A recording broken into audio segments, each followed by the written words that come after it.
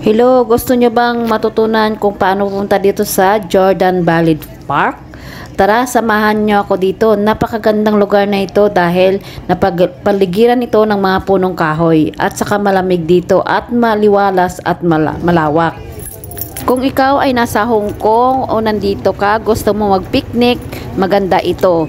So, kahit anong lane ka dito, pwede red line, blue line, brown line, o kahit anong pang lane, pwede ka dito. So, dahil ako mula sa Taipo, blue line ako, so sumakay ako ng MTR, papuntang Taiwai. Pagkatapos ng Taiwai, nag-interchange ako ng MTR papuntang Chunmun, pero bababa ako sa Diamond Hill. Ganito yung loob ng MTR dito. So dahil bababa na tayo sa tawag nilang Diamond Hill. Ayan, nakikita nyo yan mga kabayan.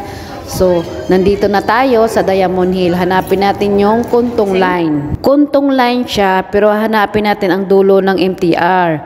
Kasi yung pangalan dito ay dulo-dulo. So dahil kung nandito ka sa Hong Kong, hindi ka magkakamali. Nakikita natin ang Kuntong Line. So, hanapin natin yung exit kung saan yung Chuking Ling Line na train papunta doon. Umakyat na ako ng elevator dahil hanapin na natin kung saan na yung Chuking Ling na station papunta doon. Dito sa Hong Kong, hindi ka magkakamali kung saan ka pupunta. Dahil may billboard na may arrow pa kung saan banda yon. Ayan, nakikita na natin ang Chuking Ling na billboard. So, tara hanapin na natin yung MTR na pababa kung saan na yung hagdan nito. At ayan, nakita na natin yung arrow na pababa. So, hanapin natin yung hagdan papunta doon sa MTR.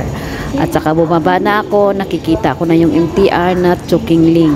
Sasakay tayo dyan, pero bababa lang tayo sa natatawag nilang Choi Hong at nakita ko na yung mga kaibigan ko papunta doon. Dahil may activity kami sa ngayong araw, so nagkita-kita ang bawat kaibigan.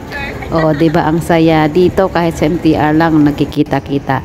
At sumakay na kami ng MTR, bumaba na kami ng Choi Hong Station.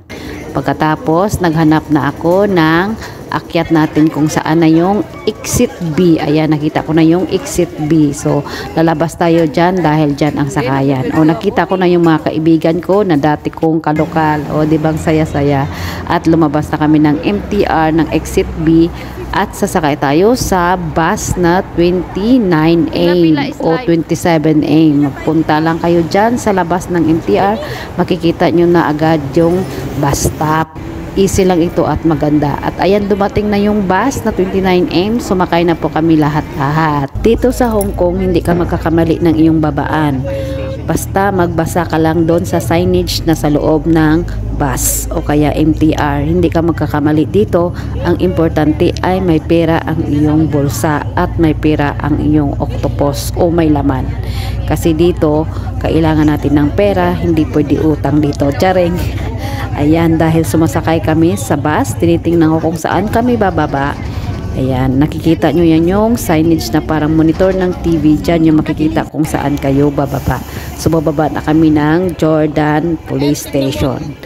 Pagkatapos naming bumaba, paakyat kami. Paakyat, hindi pababa. Paakyat kami kasi nandun yung Jordan Valley Park. So, hanapin natin. Mabilis lang naman ito puntahan. 5 minuto ang lakad mula sa bus stop. Okay na, maabot nyo na ang pinakamagandang Jordan Valley Park. At madali lang itong hanapin. O, ayan, nakikita nyo na ang Jordan Valley Park. So, ayan, papasok na tayo dyan. Pagpasok natin, ganito yung entrance nila. Napakaganda at napakaaliwalas at malamig. At syempre malawak sa loob yan. Entrance pa lang ito. Makikita nyo mamaya ang sa loob. At dahil December, may mga display silang mga bulaklak dito na pula. Kasi pula talaga ang kanilang kulay. So ayan yung may mga kaibigan akong na nagpipicture dyan. O, hindi ko na pinakita. Ayan, nasa looban na kami. Nakikita nyo na yung park na napakaganda, napakaaliwalas. Pwede po kayo dito mag-picnic na mga kaibigan nyo o kung ano may ma-activity kayo sa inyong grupo. O, malawak yan at mayroon pa yan sa likod. O, di ba napakaganda? Preserve talaga dito yung park. Hindi talaga mawala ng grass o kaya mga punong kahoy. Kasi yung punong kahoy ay nagbibigay ng enerhiya sa atin kung paano tayo nabubuhay dito sa mundo. At ayan, inikot ko na yung mga kaibigan ko. O, nakikita nyo na yan. Ang napakaganda at napaka-fresh na green ang mga grass dito. Pwede kayo magdala ng pang tent nyo dito. Pwede kayo magdala ng portable hot pot nyo. Napakaganda dito at napakasarap sa hangin.